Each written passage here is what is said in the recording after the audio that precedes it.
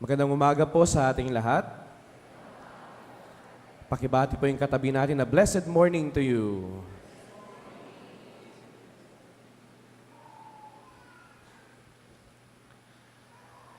Kung babalikan natin ang buong taon na ito, ilang mga pangarap po ninyo yung hindi ninyo nakamit? Meron po ba?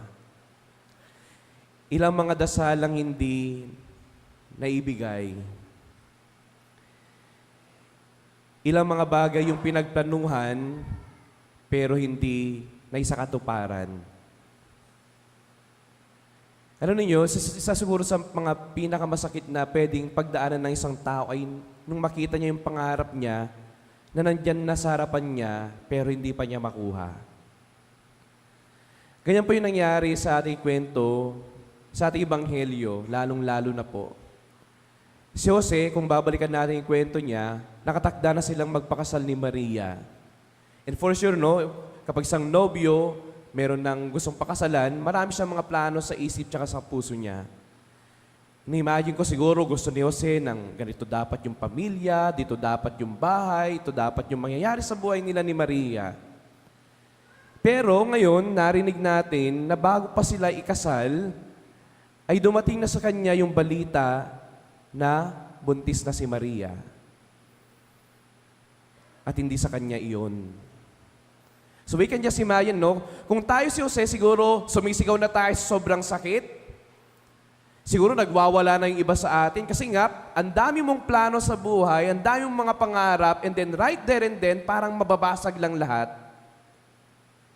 Pero alam niyo sa nangyari, si Jose, talagang napakabuting lalaki. Tahimik, walang sinabi, hindi man lang umaray, hindi man lang sinabi, ayoko na dito, wala. There's nothing that we have heard from him. Wala tayong narinig sa kanya sa ebanghelyo. Tahimik na nasaktan, tahimik na umiiyak siguro. At itinulog na lang. Sabi pa niya, no? Sa kanyang kaloob-looban, sige, ayaw kong mapahiya rin si Maria.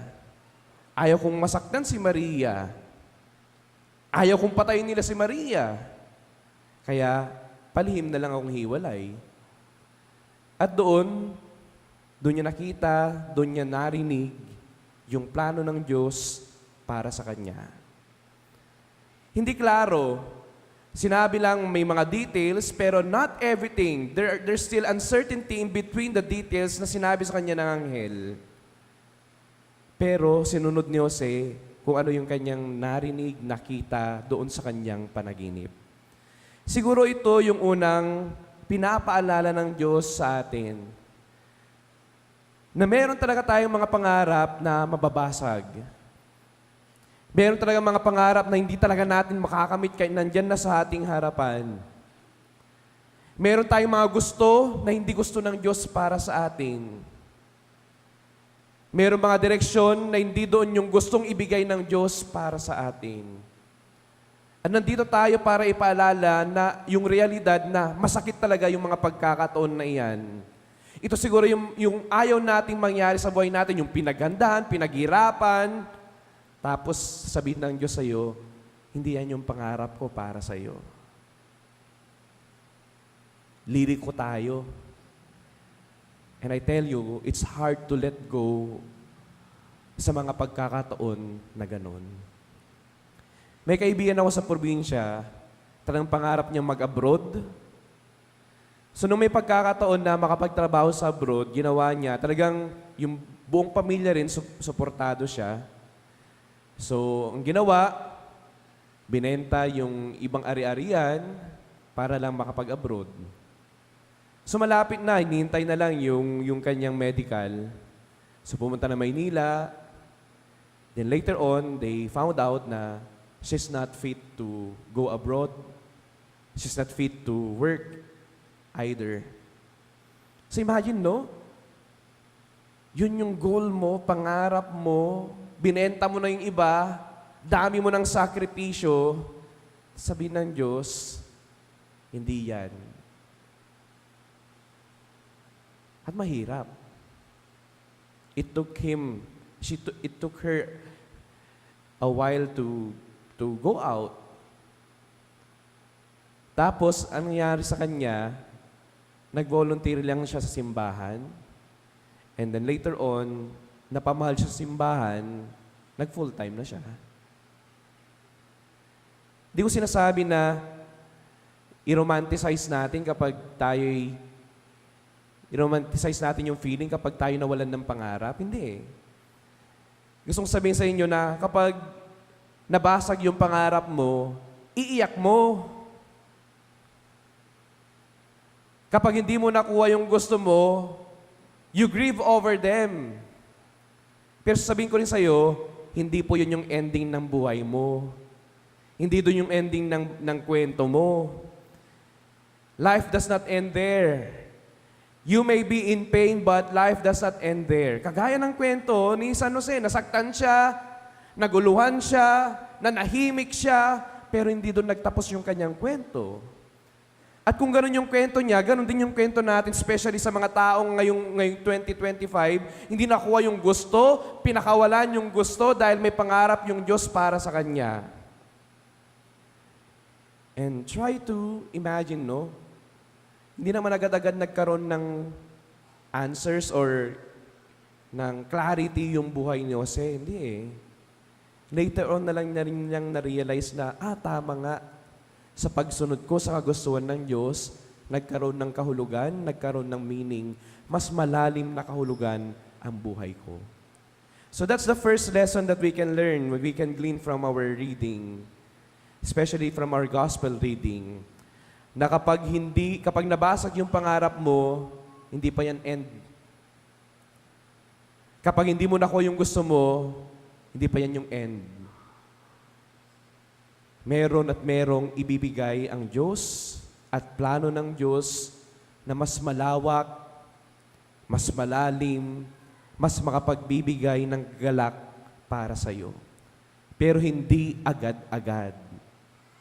Marirealize na lang natin kapag babalikan natin yung buhay natin, kaya pala. Buti na lang. Ganun pala katalino ang Diyos. At yun yung nangyari kay Jose. Pangalawa na pwede nating matutunan sa ating ebanghelyo ay ito. Di po ba kapag nasaktan tayo, gusto rin nating manakit? Naalala ko mga bata kami, kapag kinurot ka, kukurot ka rin. Because that's how we want, no? Minsan, pag nasaktan ako, sasaktan ko rin yung ibang tao. Kapag galit ako, kapag ginalit ako, kapag sinumbatan ako, susumbat din ako. So, pero kay Jose, no, nakita natin na kakaiba. Nasaktan ng lahat-lahat, nabasag na yung pangarap at lahat-lahat, pero natiling tapat at mabuti. Alam niyo, no, kapag hindi natin nakukuha yung pangarap natin, nandyan lahat yung insecurities. Kapag hindi natin nakamit yung dasal natin, nandyan yung insecurities. Kapag sad ako, dapat lahat ng tao sa paligid ko sad din. And sometimes we make the lives of other people miserable as well. Pero si Jose, nasaktan, pero naging tapat pa rin. Nasaktan, pero naging mabuti pa rin. Nasaktan, pero sa grasya at tulong ng Diyos, nanatili. And that's why, we have Christmas. Hindi tumakbo yung foster father. Kundi paggising pa lang niya, sinunod na niya yung kagustuhan at plano ng Diyos para sa kanya, para kay Maria, and then later on, para kay Jesus. So ngayon, dapat ganun pala.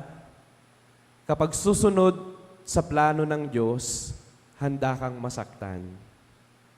Kapag susunod sa kagustuhan ng Diyos, handa kang mabasag ang ibang pangarap. Kapag susunod sa Diyos, minsan, makikita na lang natin yung sarili natin tahimik dahil hindi natin naunawaan ang lahat. Pero alam natin, parte iyon ng buhay ng sumusunod sa Diyos. At nagtitiwala tayo, balang araw, maintindihan natin lahat kung bakit natin kailangang pagdaanan ang mga bagay na iyan. Joseph's dream was broken, but it was made whole by God also through a dream. Yung pangarap ni Jose, binasag ng Diyos, pero binuo ito unti-unti dahil ang Diyos ay laging tapat. So yun lagi nating babalikan, no? If you are grieving right now over the loss of a dream, kapag umiiyak ka ngayon dahil hindi mo nakuha yung gusto mo, yung pangarap mo, tayo magtiwala, kahit mahirap, na merong plano ang Diyos at hindi nagtatapos ang buhay mo riyan.